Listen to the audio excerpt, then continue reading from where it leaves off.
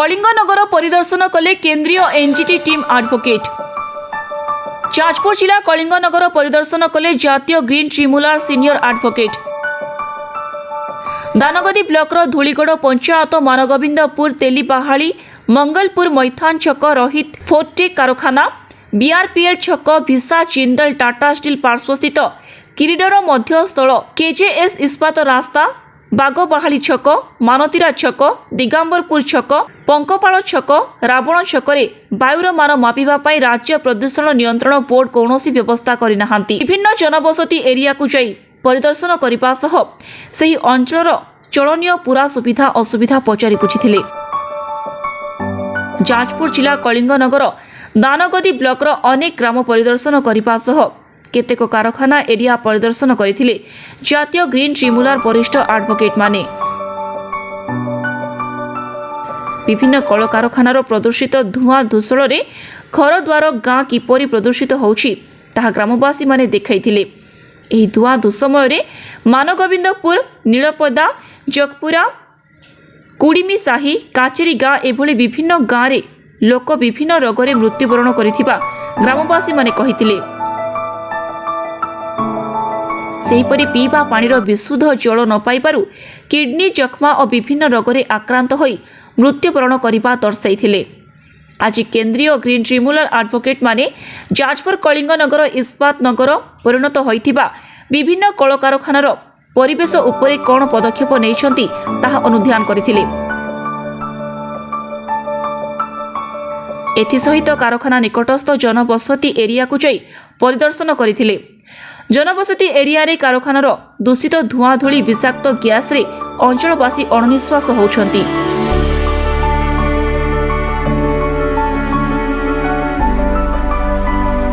एहासह कला धूली रे घर द्वार गछपत्र उपरे जमा रहिथिबार देखिबाकू मिलिथिला। कारखाना गुड़िकर दूषित जल छाड़ुथिबारु जमी बाड़ी रे ताहार प्रभाव रे क्षतबाड़ी नष्ट हेबारे लागिछि। एथिरो मुक्ति पाइबा पई स्थानीय अंचलवासी विस्थापित हेबा पई बहुबार जिला प्रशासन पाखरे लिखित अभियोग करिथिले मध्य जिला प्रशासन कौनसी पदक्षेप नै नथिबा सेमाने दुखर सह प्रकाश करिथिले।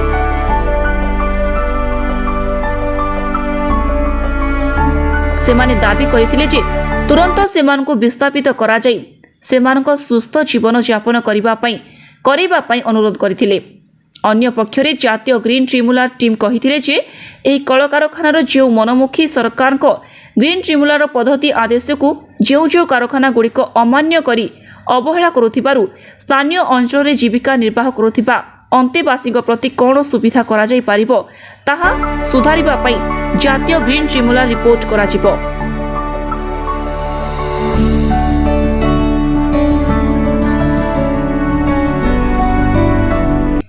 जाजपुर कलिंगनगर ठारे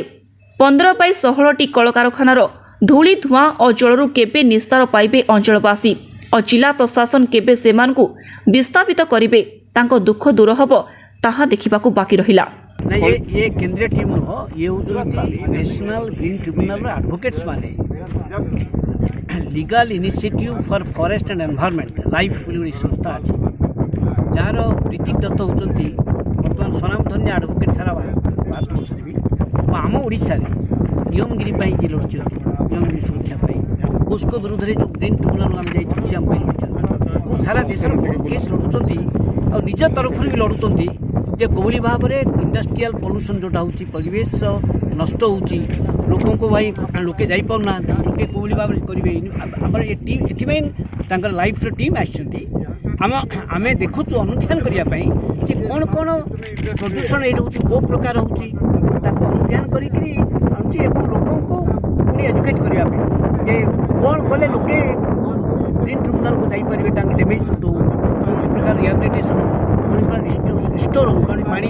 नष्ट हो जाऊँगी ग्राउंड नट रही ये लोक भी मरी जाइए गाँ गाँव मरी जाइए आप हिसाब से गोटे ये जो गाँव को आम आसचे गाँ ना हूँ ये कुडुम साई ये 12 जन लोक मरीगले सरकार इन्वेस्टिगेशन करूना कहीं मरी निश्चित भाव जी कह प्रदूषण पानी हो कि वायु हो कि प्रदूषण लोक तो मरुँच वर्ष 70 लाख लोक केवल मरुँच भारत वर्ष में तेणु आर इन्वेस्टिंग होगा दरकार आम ये जहाँ देखिलु लोक सहित देखिलु देखाला जे कंपनी माने फैक्ट्री माने नियम अनुसार काम करना जो गाइडलाइन अच्छी परिवेश नियम अच्छी जो मैंने परिवेश मंजूरी बेले जो जो सर्त दि जाइए और जो भाव में मनिटरिंग हवा कथा आपंकर पीएम देखा आम विशार देखिलु देखा 37 भुवनेश्वर देखा परा 30 होटेल रे मान जो होटेल रे थिले 30 देखा ये कि 36 देखे ये तो 700-800 देखा कथा कौन ना कौटी आपंकर ये पोल्यूशन कंट्रोल ओडिशार ये पूरा कॉर्पोरेट मानकर कंपनी मानकर पूरा पकेट अच्छी आर कौन स्वाद सार ना एपर्यंत जे रहा कथा गोटे आईएएस अफिसर के आईएफएस अफिसर को नियुक्त कर नियम विहीन कारण जे चेयरमैन रे इंडिपेंडेंट लोक रे प्रोफेसर स्वाधीन मत रु बर्तमान पोल्यूशन कंट्रोल बोर्ड सरकार अफिसर मान जहाँ कहे कंपनी मान जहाँ कहे से अनुसार ये ना आई तदंत होती तदंत हेल्ले ठीक भाव में कार्य करुँच कौन एक्शन नि जाऊनी आज अवस्था आम चाहूँ कलिंग नगर कोविड भाव में प्रदूषण मुक्त हम से जो आईन कार्यकारिता एवं सरकार पदक्षेप कंपनी माने को भूल कर कौन हवा दरकार तार पदक्षेप नवा दरकार सरकार एवं से प्रदूषण कंट्रोल बोर्ड अंतत दायी कहीं कौन प्रकार सरकार को जन पार प्रदूषण कंट्रोल बोर्ड कौन हो तेणु आम आशा करें लोक एजुकेट करने भविष्य में कौन घटुची एवं लोके कोविड भाव में आईनर सहायता नहीं जापर न्याय पाई right to life right to clean water right to clean air जोटा आम कौच ऑक्सीजन राइट जन समस्त अधिकार अच्छी कारण प्रकृति देती पानी पवन माटी ताकू नष्ट कर अधिकार समस्त अधिकार अच्छे आम स्वच्छ वायु स्वच्छ पानी पाइबा से आम आसीचु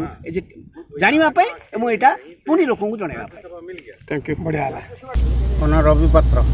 नीलपदा मानगोविंदपुर नीलपदा सब होती कि तो धूली उड़ू ड्रस आम सब गरीब लोक खटी खाऊँ कि मिलूनी हेतु मेडिकल गला बेलू कि मिलूनी पैसा पत्र साहय मरी जाऊँ बहुत लोक मरीगले एरिया आमर आप गाँव के लोक मरले हाँ आम गाँव भी मरले 10-12 जन 10-12 जन कौ रोग मरते यही ड्रस रोग तो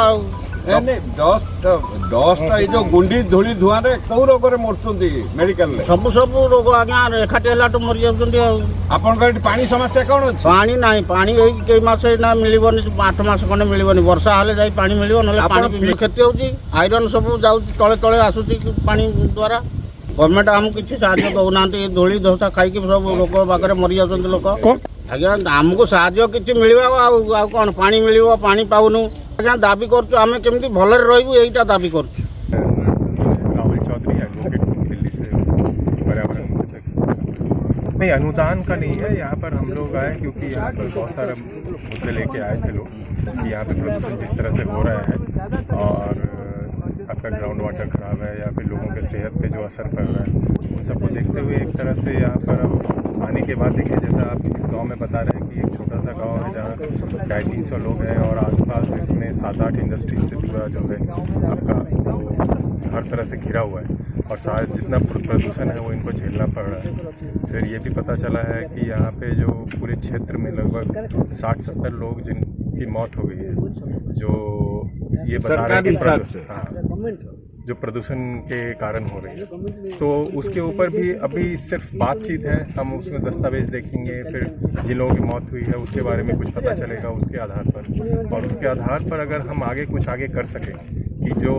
जैसे वीसा स्टील है इसको लेके आपका मामला जो है वो चल ही रहा है। जो नेशनल ग्रीन ट्रिब्यूनल है उसने एक ऑर्डर दिया था उसके बाद वो वीसा स्टील ने जिसको सुप्रीम कोर्ट में चैलेंज किया है वहाँ सुप्रीम कोर्ट में भी हम दस्तावेज लगा रहे हैं कि किस तरह से ये प्रदूषण फैला है। तो इस तरह से बाकी इंडस्ट्रीज़ के बारे में देखना पड़ेगा कि वो अपना जो उनको जिस शर्त पे चलाने के लिए दिया गया था कि आपको परमिशन दिया जाता है आपको 10 शर्त है उसको मानना होगा। जैसे आप बाहर प्रदूषित पानी जो है वो नहीं निकालेंगे तो इस तरह के या फिर आपका जो वायु प्रदूषण कर रहे हैं जो स्टैक में वो किस तरह से कंट्रोल करेंगे। तो इन सब को देखते हुए हम फिर आगे जो कार्रवाई करने की होगी उसको करेंगे। जैसा अभी हम लोग उस तरफ से आ रहे थे विसा स्टील के फ्रंट गेट पे, वहाँ पे जिस तरह से डिस्प्ले बोर्ड में आ रहा था कि PM10 और PM 2.5 जो 20-25 के आसपास आ रहा है, वो मतलब किसी भी तरह से हम ये सही नहीं मान सकते हैं कि वो सही तस्वीर दिखा रहा है जो प्रदूषण की स्थिति है यहाँ पे। अब क्योंकि 25 और 20 का मानक जो आ रहा है, जो वो अपना रीडिंग दिखा रहे हैं, वो कहाँ से सही होगा जब आप आँख से खुले आँख से आप इतना देख सकते हैं कि किस तरह के प्रदूषण हो रहे हैं। प्रदूषण तो आमर सब माने चारिपटे प्लांट रहा आम मझे रही सदा प्रदूषण होची आठी चलिया सब असुविधा होची घर भितर आसी डस्ट पशुची रास्ता घाट नाही गवर्नमेंट किसी फैसिलिटी मिलूनी ना घर ना रास्ता ना पानी किसी गवर्नमेंट फैसिलिटी आम गाँव में नहीं। आम चाहूँ आमको विस्थापित करूँ आम प्रथम दाबी विस्थापित होगापी चाहूँ। आम जाइलु एडीएम ऑफिस जाकि दिथर खंडे देखा करूँ एडीएम सार को जे आम हैरान होमको विस्थापित कर। कलेक्टर ऑफिस की जाइलु मुख्यमंत्री नवीन पट्टनायक को भी आमर लेखाई नोटिस पठेल विस्थापित होगापी जो किसी प्रदूषण ना आसी पदक्षेप नहीं ना आसी कहले तुम विस्थापित हम सब विस्थापित नोटिस लगिला नोटिस नहीं आसते एडीएम ऑफिस नोटिस लगी तुम गाँव विस्थापित हम जो कोरोना टाइम आसते सब डॉक्यूमेंट नहीं विस्थापित हवा बोली विस्थापित हम गाँ बोली नहीं किंतु कहीं विस्थापित ना कि ना एवं देखा दर्शन ना एडीएम ऑफिस कि ना आम तो गोटे दाबी आम विस्थापित होगा चाहूँ। कलिंग नगररू महेंद्र नाथ रिपोर्ट सत्य न्यूज 24। आपण देखुछंती सत्य न्यूज 24।